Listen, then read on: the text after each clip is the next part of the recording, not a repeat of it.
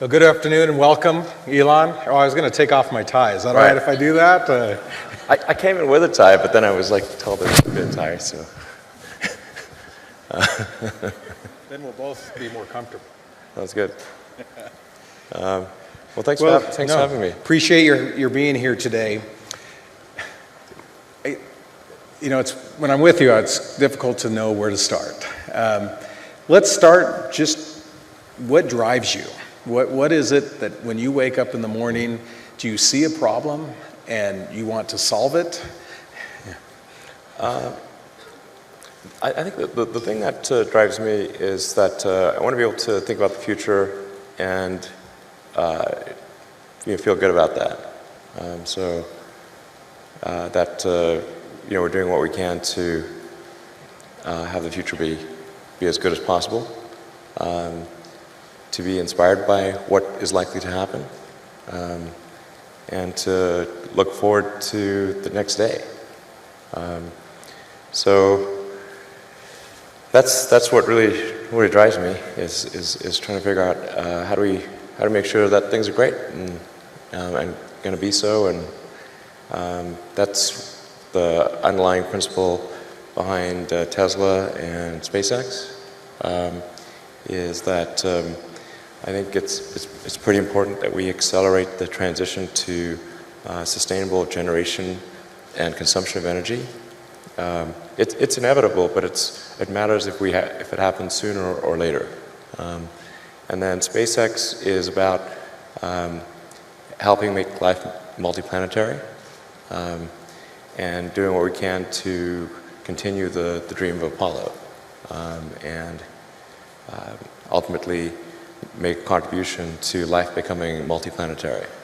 Well, let's talk a little more about that. I think everyone's very interested in that when you say making life multiplanetary. Yeah. That's exciting. It is exciting. So what's your vision there? I think, particularly for Americans, think about America is a nation of explorers.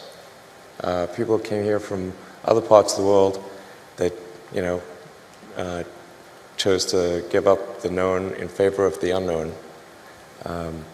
So I think exploration, I think the United States is a distillation of the human spirit of exploration. So that's why it appeals to Americans so much. You can see this when, say, there was a shuttle tragedy and 7 people died, and that's terrible, but a lot of people die all the time. But why do we care so much? Because it was the dream of exploration that was dying along with those people. That's why. No, and I'm one of those, and probably like many of you, remember exactly where you were when that tragedy happened. So you have 30 plus governors here today, and we're very excited about your willingness to be with us. And you hopefully heard me talk a little bit about my initiative, which is being ahead of the curve. What do you tell us as governors? What should we be thinking about in terms of innovation and developing public policy for the future? Well, it sure is important to get the rules right. It's sort of, in terms of legislative and executive actions, it's sort of like, if you think of, say, like professional sports or something. If you don't have the rules right, if there isn't, if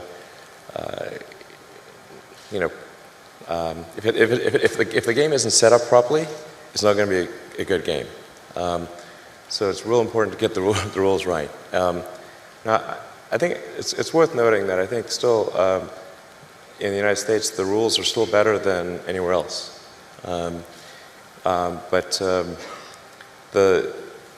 It's very easy to put something in place which is an inhibitor to innovation without realizing it. So in terms of the regulatory environment,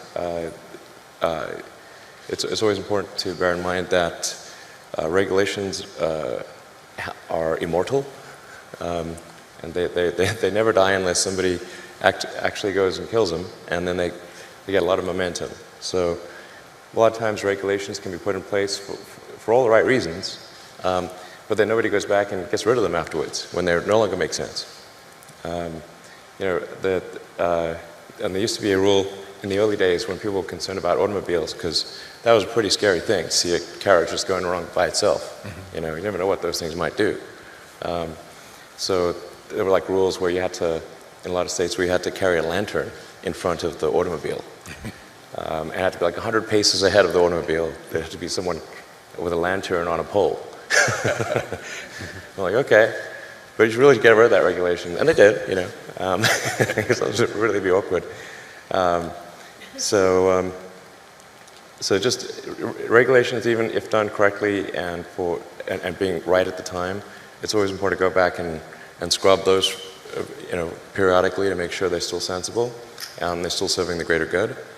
I think in terms of tax structure, what is economically incented and what is not economically incented, just make sure that the incentive structure is correct.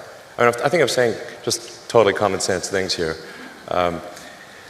But it's economics 101. Whatever you incent will happen. So if you incent one thing, that thing will tend to happen more than the other thing. If you incent another thing, that thing will happen. And so the economics should favor innovation. And this is particularly important to protect small to medium-sized companies, because it's sort of like trying to grow a tree in a forest. Like, it's real hard for a new company to grow. When it's just a seedling or a sapling, it needs a lot more protection than if it's a giant redwood or something like that.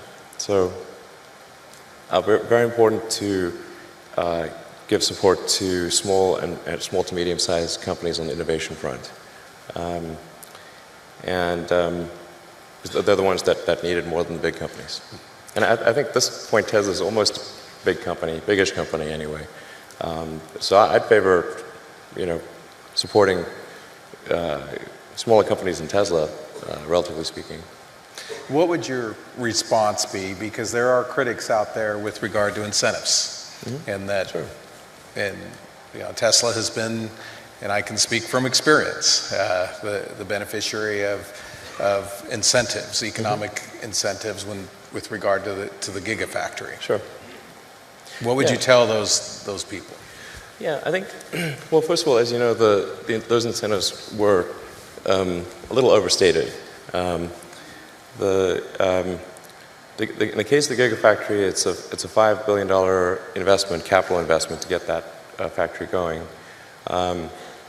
And I didn't actually know this until, by the way, I didn't know this until we did the press conference. Actually, that over 20 years, the Nevada incentives added up to $1.3 billion. I actually didn't even know this. But it's, now he's telling. Go ahead. Literally, I learned it at the press conference. I'm like, really? No, but I mean, the thing is that they took what added up over 20 years and made it sound like Nevada was writing us a $1.3 billion check. And I'm still waiting for that check. Did it get lost in the mail? I don't know. But this is the way the press works, of course. Now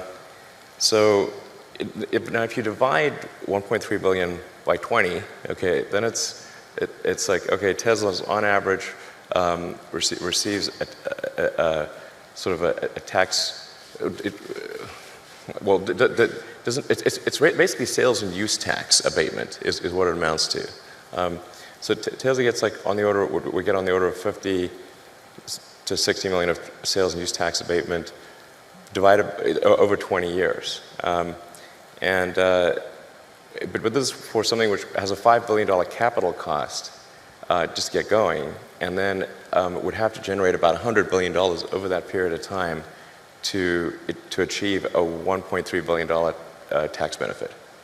So essentially, it's a little over 1% over that period of time, and that's great, okay? But it's not, it's not like it's not the way it was characterized in the press. Because if it's put in the proper context, it sounds like, okay, well, that's neat, It's about 5% helpful on setting up the factory and about 1% helpful over the next 20 years. Cool. That actually sounds pretty reasonable. Yeah. Yeah, so that was helpful, but there are a lot of other factors as well. We actually had slightly bigger incentive packages from some other states that were offered, but we factored in how quickly could we get the Gigafactory into operation, what were the risks associated with that progress, what would be the logistics costs over time of transferring battery packs and powertrains to a vehicle factory in California, and all of those factors weighed together is what led us to make the decision in favor of Nevada. And working with your team was great. It was very forward-leaning. And like a big part was also just like making sure you feel really welcome, within the state. That's sort of what led us to make the decision for the Gigafactory. And then we have another factory in New York doing solar panels. Also, actually, will be the biggest solar panel producer in North America when it's done. And then we expect to establish probably at least 2 or 3 more gigafactories in the US in the next several years, as well as a couple overseas. But the overall objective of Tesla is really what set of actions can we take to accelerate the advent of sustainable production and consumption of energy. I think the sort of the way I would assess the historic good of Tesla is in terms of how many years of acceleration was it, and if we can accelerate sustainable energy by 10 years, I would consider that to be a great success. Even if it was only 5 years, that would still be pretty good. That's the overarching optimization. So you've talked about interplanetary travel and sustainable energy and the vehicles a little bit. What would you want things to look like in 5 to 10 years associated with energy? Sure. And with autonomous vehicles, electric vehicles? Well, I think things are going to grow exponentially. So there's a big difference between 5 and 10 years. My guess is, probably in 10 years, more than a half of new vehicle production is electric in the United States. And China's probably going to be ahead of that because China's been super pro-EV. I don't think a lot of people know this, but China's environmental policies are way ahead of the U.S. Like their mandate for renewable energy far exceeds the U.S. I think sometimes people are under the impression that China is either dragging their feet or somehow behind the U.S. in terms of sustainable energy promotion, but they're by far the most aggressive on Earth. It's crazy. In fact, a coalition of Chinese car manufacturers just wrote the Chinese government to beg for them to slow down the mandate because it's like too much. They need to make 8% electric vehicles, I think, like next year or in 2 years or something. They can't physically do it. So China's by far the most aggressive on electric vehicles and solar. But that's a common misperception that they're not. There's one Google search away to figure this out, by the way. It's really pretty easy. So, and then in 10 years, man, I think, so half of all production, I think, will be EV. I think almost all cars produced will be autonomous in 10 years. Almost all. It will be rare to find one that is not in 10 years. That's going to be a huge transformation. Now, the thing to bear in mind, though, is that new vehicle production is only about 5% the size of the vehicle fleet. So you think about how long does a car or truck last, and they last 15 to 20 years, so before they're finally scrapped. So new vehicle production is only roughly at most 1/15 of the fleet size.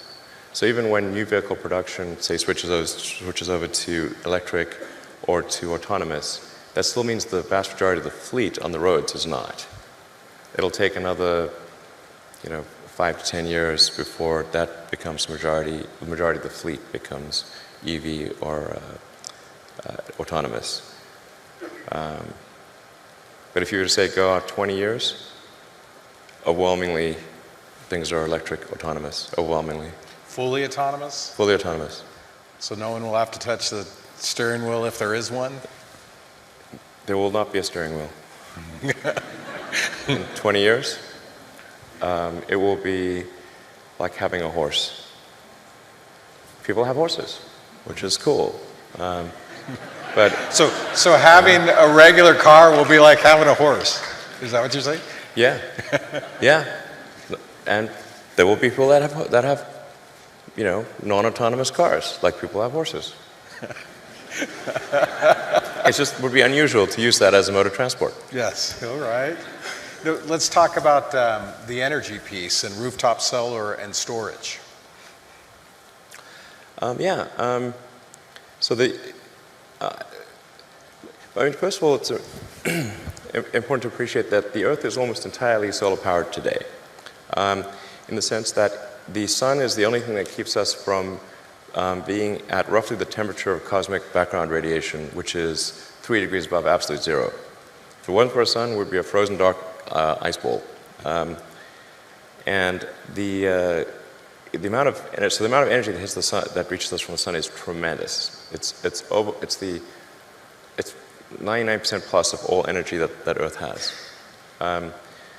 Then there's this energy we need to use to run civilization, which to us is big, but compared to the amount of energy that reaches us from the sun is tiny.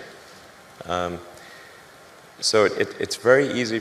Like, it actually doesn't take much. If you wanted to power the entire United States with solar panels, it would take a fairly small corner of Nevada, Texas, Utah, anywhere.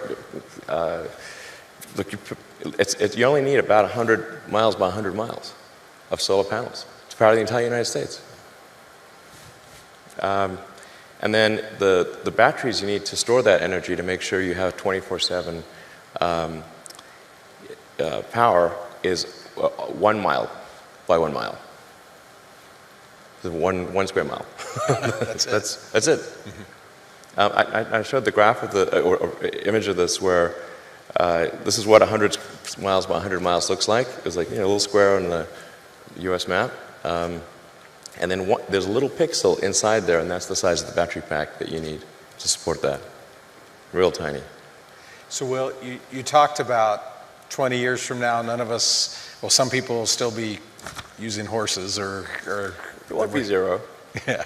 But it's so rare. So what will the energy piece look like? I mean, what will there be? Transmission lines? Will there be a need? Yeah, I think there's use of energy is roughly divided into 3 areas, and they're more or less equal at a high level.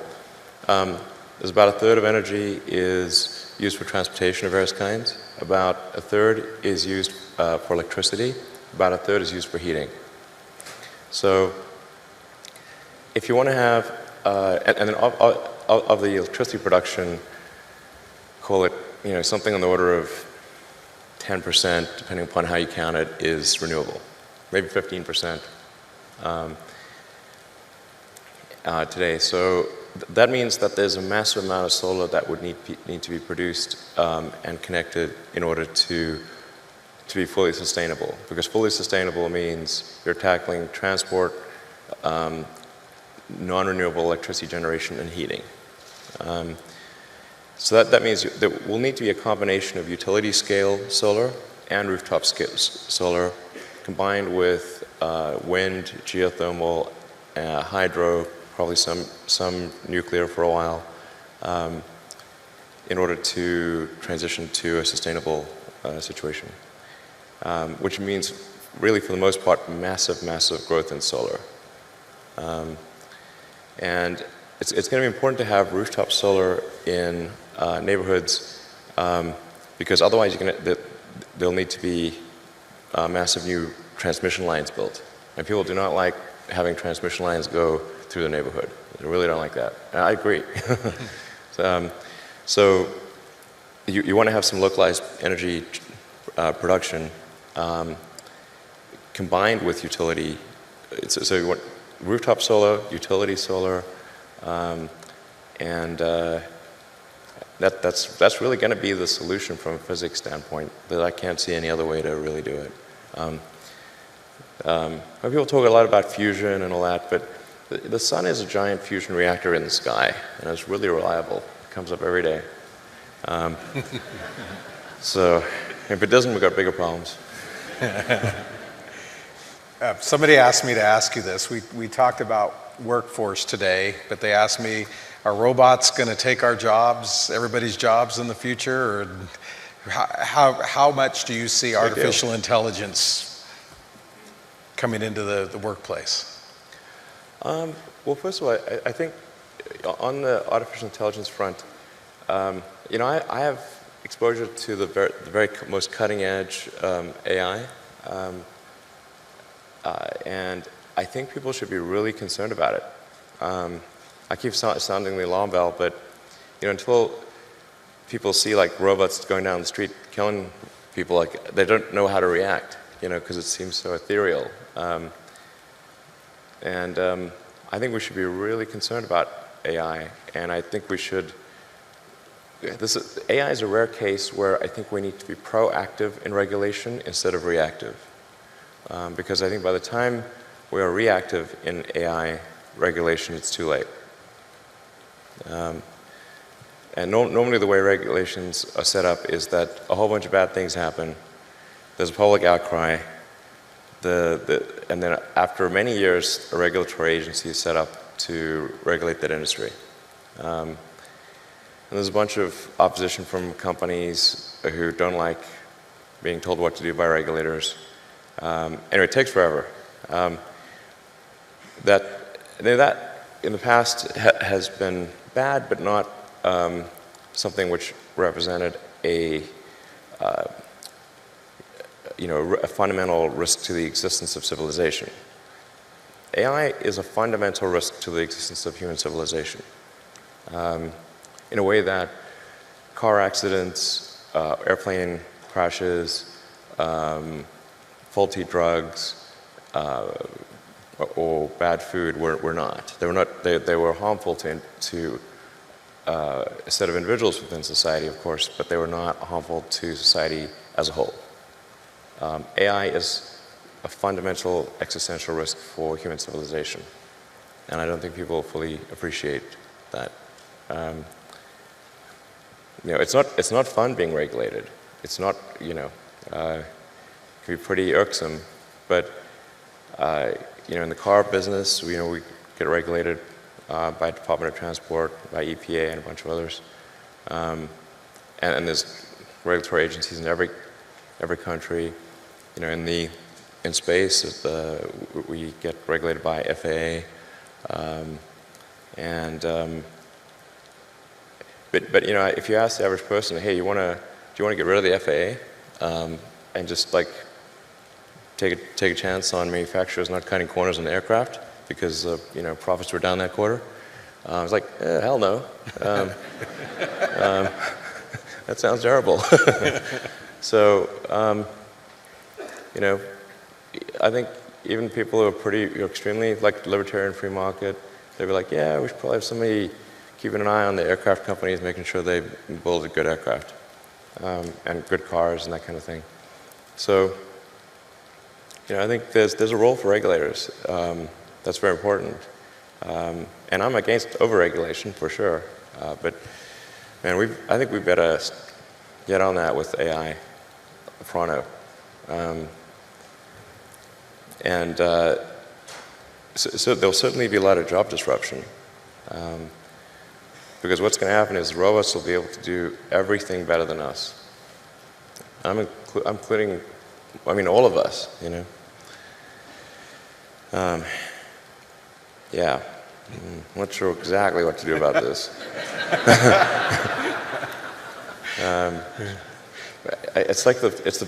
This is really like the scariest problem to me, I'll tell you.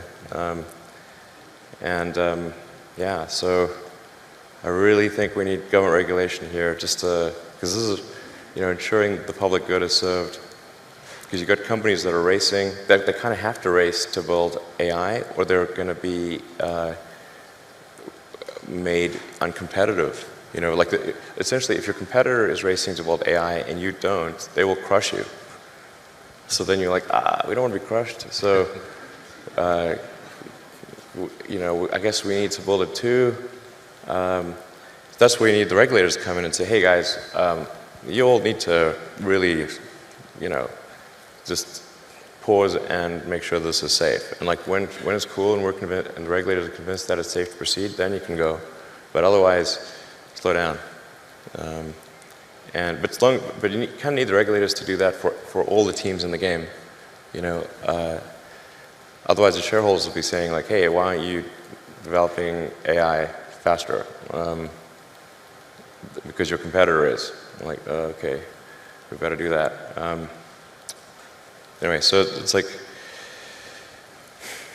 I mean, there's like something like 12% of jobs are transport. Transport will be one of the first things to go fully autonomous. But when I say everything, like the robots will be able to do everything, bar nothing. Let's move back to, you're rolling out the Model 3 this year, right? Mm-hmm. And how many orders, what is that going to look like? Yeah, it's going well on that front. We got, I don't know, more. I think like if somebody orders a Model 3 today, they'd only get it probably late next year. We just started production. Made the first production unit last week. The thing that is not well appreciated about something about cars and any kind of new technology is how hard it is to do the manufacturing. It is vastly harder to do the manufacturing by a factor of 100, like 100, than to make one of something. Like, with maybe 50 or 60 people, we could make a prototype of practically anything in 6 months. Now to manufacture that thing, we need 5,000 people to spend, 3 years, and that's considered really fast. So manufacturing does this kind of S-curve where it's excruciatingly slow at first, and then it grows exponentially, but people tend to extrapolate on a straight line. So if it's real slow at first, they say, oh, this is real slow, look at that. They're only going to make 5 cars a week forever. Like, nope. It'll be 10 cars a week, then 20 cars a week, then 40 cars a week, then 5,000 cars a week eventually. Just grows crazy fast. So we're hoping to get to something like 5,000 cars a week by the end of the year. Well, I wanted to give an opportunity for some of the governors to ask questions and perhaps some audience questions. I was told that you'd be willing to do absolutely. that. Great. So, governors, any questions for Elon? Governor Scott. Well, thank you very much. We in Vermont have partnered with Tesla in terms of a power pack in our homes, and it's for $15 a day. You can rent this for 15 years, and it'll carry power as a backup generation device for 12 hours, and it's been really, really interesting from my perspective. But I'm curious about vehicles and where we're going in the future, or how far in the future do the cars themselves become the charging device, like the roof and deck lids and hood, or do the batteries get so efficient that you don't need that, and then you just power up for a week or something like that? Where are we going in the future with battery storage? Yeah, I think the future is there's 3 legs to the stool. There's electric cars, there's a stationary battery pack, and solar power. With those three things, you can have a completely sustainable energy future. That's all that's needed. On the solar front, like I said, it's going to be a combination of rooftop solar and utility scale solar. You'll need both because of the enormous demand for electricity. And then one of the things that's been missing, I think, up till now is having rooftop solar that looks good and isn't that's where we got the solar glass roof that we're developing, and we're doing it in different styles so that it matches the aesthetics of a particular house or regional style. I think that's actually pretty important. The conventional flat panel solars for flat roofs and for commercial will be the way to go. But yeah, and putting solar panels on the car itself, not that helpful because the actual surface area of the car is not very much, and cars are very often indoors, and so it's the least efficient place to put solar is on the car. Just wondering about maybe a wrap of some sort. Does that make any sense in the future? Like a wrap of solar around either a building made of a solar panel or a wrap of a vehicle actually being the solar panel, but being the components of the vehicle itself? I don't think so. I'll scrap that idea. No, it's just way better to put it on the roof, for sure. And I've really thought about this. I mean, really, and I pushed my team about, like, isn't there some way we could do it on the car? I mean, technically, if you have like some sort of transformer-like thing which will pop out of the trunk like a hard-top convertible and just like ratchet solar panels over the whole surface area of the car, extending like for the entire, say, square footage of a parking space, provided you're in the sun, that would be enough to generate about 20 to 30 miles a day of electricity. But that is for sure the expensive, difficult way to do it. Governor Burgum. Still thought about maybe we should, but. Elon, thanks for being here. With your background in payment systems, you understand the important role of security and transactions. Yeah. Now that you've got... I think security is a huge concern, like cybersecurity. Yes, and in the vehicles you're building now are incredibly complex software systems. I mean, the car is really a rolling piece of software. It is. It's like a laptop on wheels. Yes. So share with us a little bit about your thoughts on cybersecurity and how we protect. You talked about protecting society when you've got a rolling fleet of. I think one of the biggest risks for autonomous vehicles is somebody achieving a fleet-wide hack. In principle, if somebody was able to hack, say, all of the autonomous Teslas, they could say, I mean, just as a prank, they could say, like, send them all to Rhode Island from across the United States. And they'll be like, well, okay, that would be the end of Tesla. And there'll be a lot of angry people in Rhode Island, that's for sure.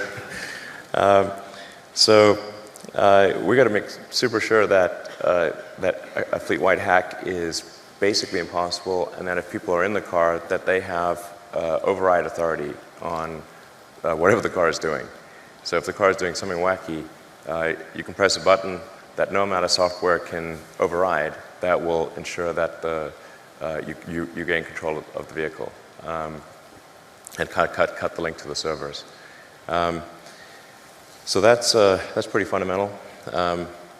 Within the car, we actually have, even if somebody gains access to the car, there are multiple subsystems within the car that also have specialized encryption. So the powertrain, for example, has specialized encryption.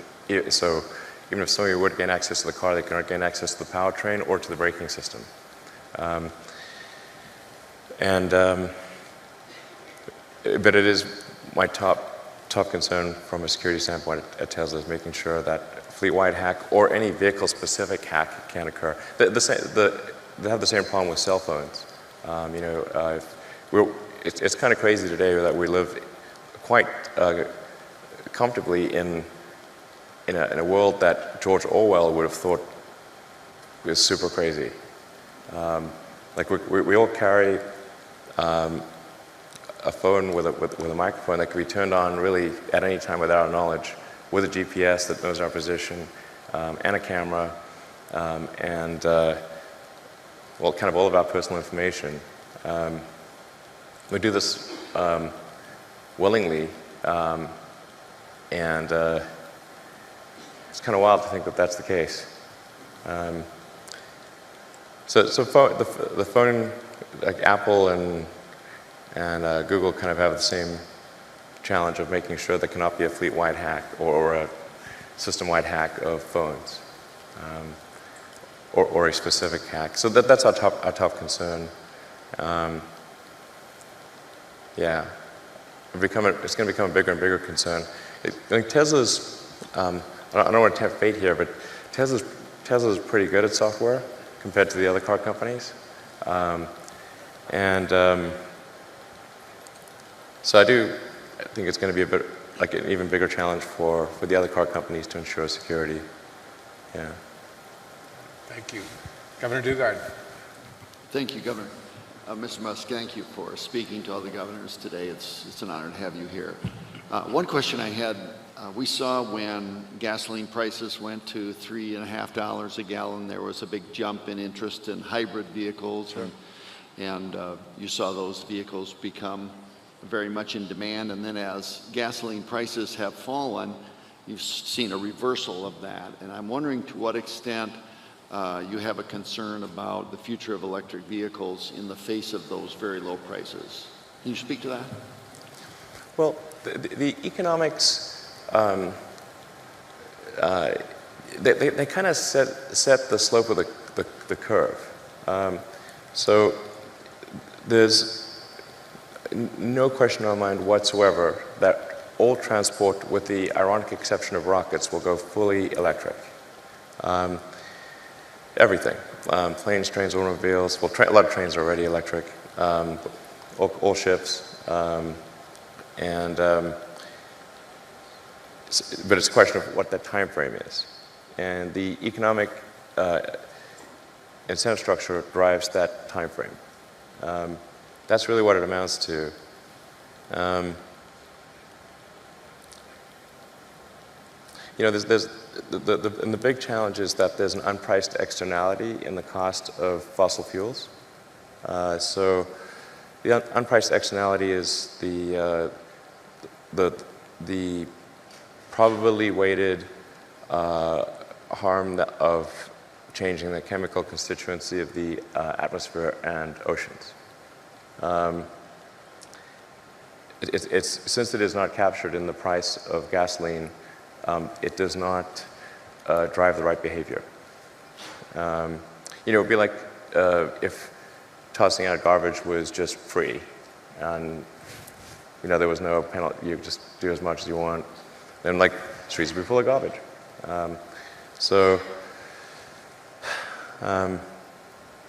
And we regulated a lot of other things like sulfur emissions and nitrous oxide emissions and that kind of thing. It's done a lot of good on that front. With CO2, it's tough because there's so many vested interests on the sort of fossil fuel side. And sometimes I feel like those guys feel like kind of hard done by because,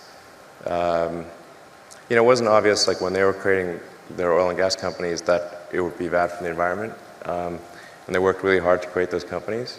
And then they feel like, well, now they're being kind of attacked on moral grounds. When they didn't originally start those oil companies or build them up on bad moral grounds. And it is true that we cannot instantaneously change to a sustainable situation. But then those guys will also fight pretty hard to slow down the change. And that's really where I think is morally wrong. Go to Governor Bevin and then Governor Hutchinson. Then we'll take a couple, and then Governor Hickenlooper, and then we'll take some audience questions. Governor Bevin. Elon, thank you for being here. The short version of the question, and then slightly longer. The short version is, do you ever feel pressure by others' expectations of you and your endeavors in light of the progress you've made thus far, is the short version. And more specifically, when you look just at Tesla alone, and you look at a company with a $54 billion valuation, Right. and seemingly by typical market metrics, no justifiable reason for that. What are you saying? I'm just saying, I'm Sir. curious. Sir. I'm just, in all seriousness, do you feel a concern ever that your intellect and your intellectual curiosity and your ingenuity cannot be matched by those that are trying to commercialize it? Does that ever affect how you think or decisions that you make? Well, it is actually, I find it quite tough when there are very high expectations. I try to actually tamp down those expectations as to be possible. In fact, I've gone on record several times as saying that the stock price is higher than we have any right to deserve. And that's for sure true based on where we are today and have been in the past. So the stock price obviously reflects a lot of optimism about where Tesla will be in the future. And now the thing that makes that quite a difficult emotional hardship for me is that those expectations sometimes get out of control. And I hate disappointing people, and so I'm trying real hard to meet those expectations, but that's a pretty tall order. And a lot of times it's really not fun, I have to say. A whole lot less fun than it may seem. So, yeah. I mean, I don't ever sell any stock unless I have to for taxes. So, I've said publicly, I'm not going to take money off the table. I'll be last. I'm going down with the ship. So I'll be the last to do it. Yeah, I mean, I really wouldn't recommend anyone start a car company. I really wouldn't recommend it. It's not a recipe for happiness and freedom. Thanks, Governor Bevin. Governor Hutchinson. Mr. Musk, Asa Hutchinson from Arkansas, thank you for your frank observations about exploration. I look at the spirit of invention and the spirit of exploration, which is really the hallmark of America. What is your comment on NASA, its mission? I was in Congress, I supported NASA, but I always feel like it's floundering, does not have the support of the American people that's needed. What's your comment on NASA, its mission, and what advice would you give us? Sure. Well, first of all, I should say I'm a big fan of NASA. In fact, at one point, my password was "I love NASA." Literally, that was my password. I think NASA does a lot of good things for which it doesn't get enough credit, and that the public, I guess, doesn't know that much about. Most members of the public, they're not really into hard science. It's not the thing they're tuning in for most of the time. I love hard science, but it's not that popular. So, but there's great things in terms of the telescopes like the Hubble and the James Webb and the rovers on Mars and the probes to the outer solar system. Those are all really great things. But to get the public excited, you've got to get people in the picture. It's just 100 times different if there are people in the picture. If there's some criticism of NASA, it's important to remember people in the picture. If you want to get the public support. If you talk to a scientist about that, they say well, where's the science in that? You're not getting it. It's that's not why people are giving you money. It's a little bit of the reason, but the serious scientists are people just make things more expensive. Why do we have people? Okay, well, why do we have people at all? Or anywhere? Sometimes the scientists are the ones who just don't understand. Even though they're smart people, but So you got to have something that's going to fire up the, fire people up and get them really excited. And like, I think if we had a serious goal of having a base on the moon and sending people to Mars, and said, okay, we're going to be outcome oriented. How are we going to do this? Okay, we got to change the way contracting is done. You can't do these like cost plus sole source contracts, because then the incentive structure is all messed up. So as soon as you don't have any competition, well, okay, there's no, the sense of urgency goes away. And as soon as you make something a cost plus contract, you're incenting the contractor to maximize the costs of the program because they get a percentage.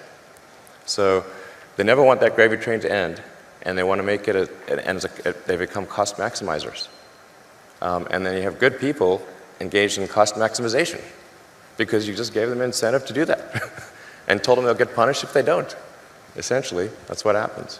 So it's critically important that we change the contracting structure to be a competitive commercial bid. Make sure that there are always at least two entities that are competing to serve NASA, and that the contracts are milestone-based with concrete milestones. PowerPoint presentations do not count.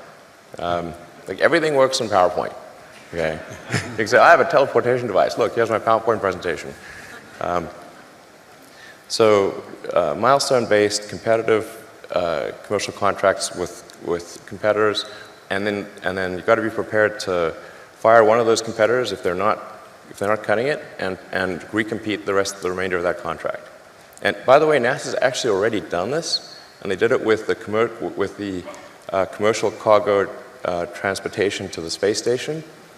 And that was a case where NASA, NASA actually, I'm not sure if they thought it would work or not work, but they didn't have the budget to do anything else. So they're like, okay, we're going to try this competitive commercial milestone-based contracting, and it worked great. And they awarded it to two companies, to SpaceX and a company called Kistler.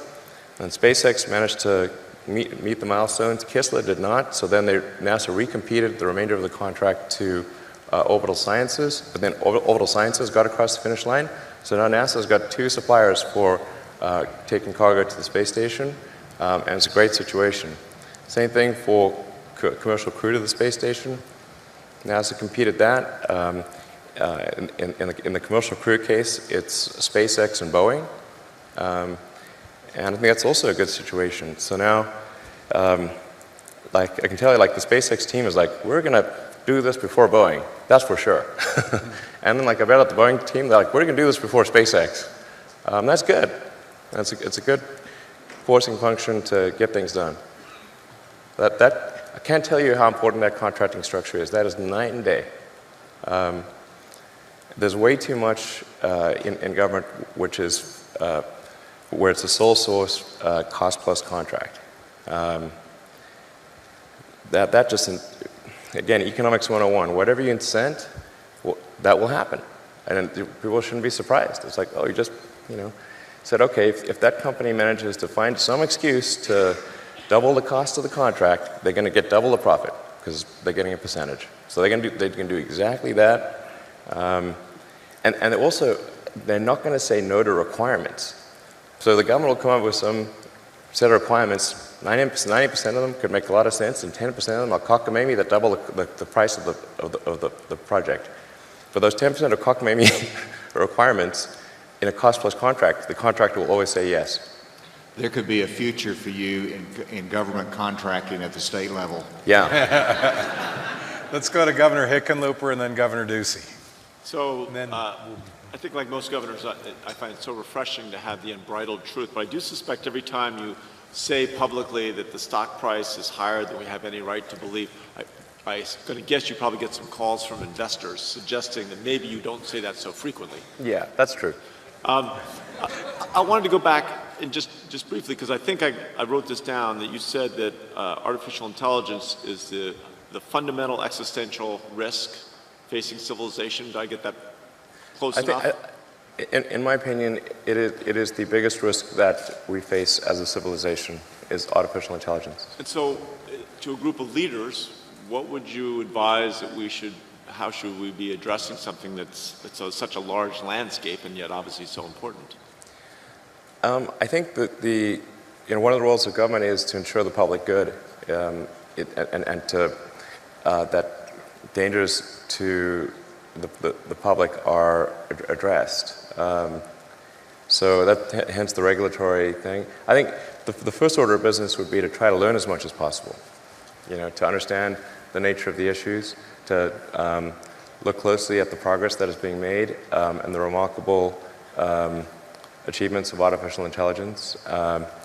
Last year, Go, which is quite a difficult game to beat, that people thought would never be beaten with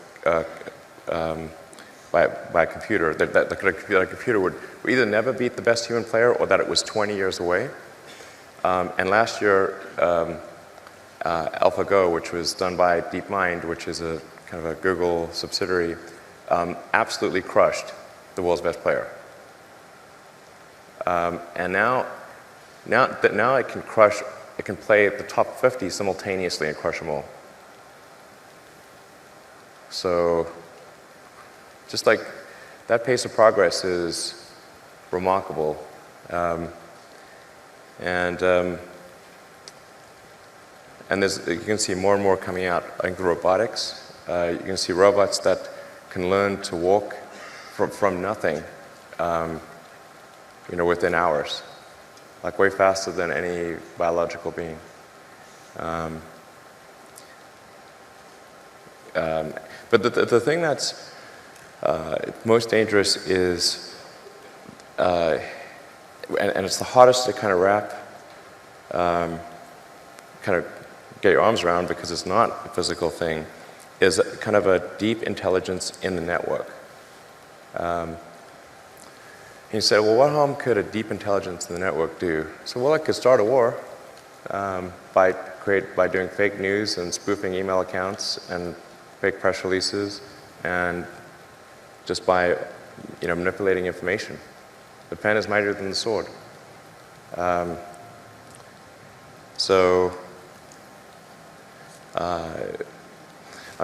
an example, I want to emphasize, I do not think this actually occurred. This is purely a hypothetical that I'm digging my grave here. But there was that second Malaysian airliner that was shot down on the Ukrainian-Russian border, and that really amplified tensions between Russia and the EU in a massive way. Well, let's say if you had an AI that was where the AI's goal was to maximize the value of a portfolio of stocks. One of the ways to maximize value would be to go long on defense, short on consumer, start a war. And then how could it do that? Well, hack into the Malaysian Airlines aircraft routing server, route it over a war zone, then send an anonymous tip that an enemy aircraft is flying overhead right now. Let's go to Governor Ducey, and then we'll have, after Governor Ducey, we'll finish our gubernatorial questions, and then 2 questions, and then quick questions, or 1 audience question, and then we'll be done. We're running short on time. Governor Ducey. Thanks, Elon. I really enjoyed your comments today. And as someone who has spent a lot of time in his administration trying to reduce and eliminate regulations, I was surprised by your suggestion to bring regulations before we know exactly what we're dealing with AI. And I've heard the example used, if I were to come up with a colorless, odorless, tasteless gas that was explosive, people would say, well, you have to ban that, and then we'd have no natural gas. So you've given some of these examples of how AI can be an existential threat, but I still don't understand as policymakers what type of regulations beyond slow down, which typically policymakers don't get in front of entrepreneurs or innovators. Well, I think the first order of business would be to gain insight. Right now, the government does not even have insight. And I think the right order of business would be to stand up a regulatory agency, initial goal, gain insight into the status of AI activity, make sure the situation is understood. Once it is, then put regulations in place to ensure public safety. That's it. And for sure, the companies doing AI will, most of them, not mine, will squawk and say, hey, this is really going to stifle innovation, blah, blah, blah. It's going to move to China. It won't. And it won't, because has Boeing moved to China? Nope. They're building aircraft here. Same on cars. And so the notion that if you establish a regulatory regime, that companies will just simply move to countries with lower regulatory requirements is false on the face of it, because none of them do. Unless it's really overbearing, but that's not what I'm talking about here. I'm just talking about, making sure that there is awareness at the government level. I think once there is awareness, people will be extremely afraid, as they should be. All right, one audience question. We'll take the first hand that came up. Right here. Thanks, Elon. Ina Fried with Axios. Early on in this administration, you had argued pretty vociferously that it was best to engage and better to be in the room than not be in the room. Then when the president decided to pull out of Paris, you said that was kind of the last straw and you were going to drop off. Mm-hmm. What drove you to that? And if you were still speaking to him today, what would you say to the president? Well, I thought it was worth doing, trying hard to, to do what's worth. It was worth trying. I got a lot of flack from multiple fronts for even trying. When some guy ran at billboards and attacking me and full-page ads in the New York Times and whatnot, just for being on the panel, and in every meeting I was just trying to make the arguments in favor of sustainability, and sometimes other issues, like we need to make sure that our immigration laws are not unkind or unreasonable, did my best. And I think in a few cases I did actually make some progress, which gave me some encouragement to continue. But then I just really think that the Paris Accord, man, if I stayed on the councils, then I'd be essentially saying that wasn't important, but it was super important, because I think a country needs to keep its word.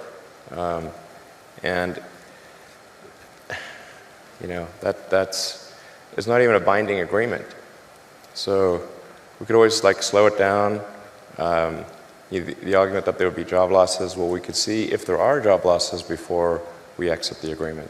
And maybe there won't be job losses, maybe there'll be job gains. But yeah, there's just no way I could stay on after that. So, did my best. All right, well, everybody, if you would please join me in thanking Elon for being here today. All right. Thank you.